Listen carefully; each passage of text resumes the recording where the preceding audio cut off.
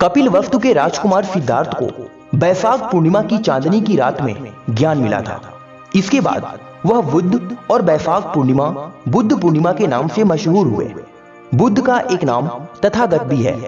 तथागत का अर्थ है आत्मज्ञान की साधना में लीन रहते हुए जिसने परम सत्य को पा लिया हो। गौतम बुद्ध ने 2500 साल पहले ज्ञान प्राप्ति करने के बाद अपने अनुयायियों को 4 आर्य सत्य नाम का जो पहला उपदेश दिया, वह संदेश आज भी उतना ही सार्थक और प्रासंगिक है। पहला आर्य सत्य, हर आदमी का जीवन दुखों से भरा हुआ है। सांसारिक मनुष्य के जीवन में बीमारी, महामारी, शारीरिक कष्ट और प्रियजनों के बिछुड़ने की प्रक्रिया चलती रहती है। बुद्ध कहते हैं जिन चीजों में लोग सुख सबसे ज्यादा ढूंढते हैं, उनके मूल में आखिरकार दुख ही दुख निकलता है।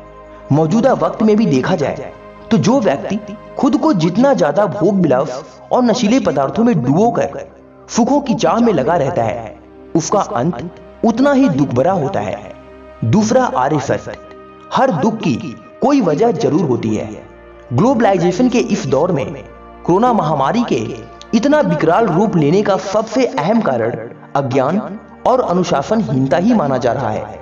कोरोना वायरस मामलों के डॉक्टरों के आगाह करने के बावजूद बड़ी संख्या में लोग खान पान में मांसाहार, जंक फूड, कोल्ड ड्रिंक्स, शराब, बीड़ी, सिगरेट, गुटखा व पान मसालों का सेवन करते रहे।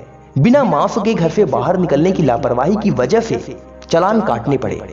तीसरा आर्य सत्य, दुख विरोध को लोगों के सामने व्यक्त करते हुए बताया कि यह संसार दुखों और कष्टों से भरा हुआ है, किंतु दुखों का अंत संभव है।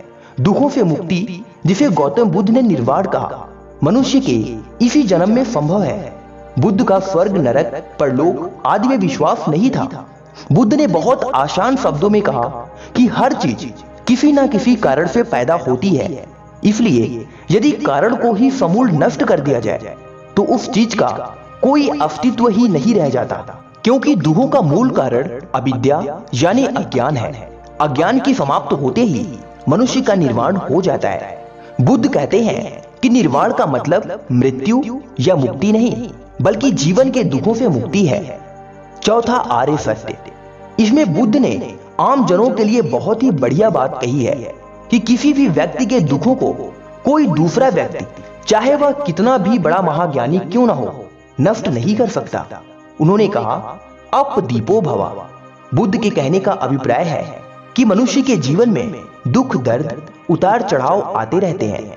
व्यक्ति को दूसरों के नहीं बल्कि अपने सहारे चलना पड़ता है। दूसरे के बैसाखी से मंजिल तक नहीं पहुंचा जा सकता।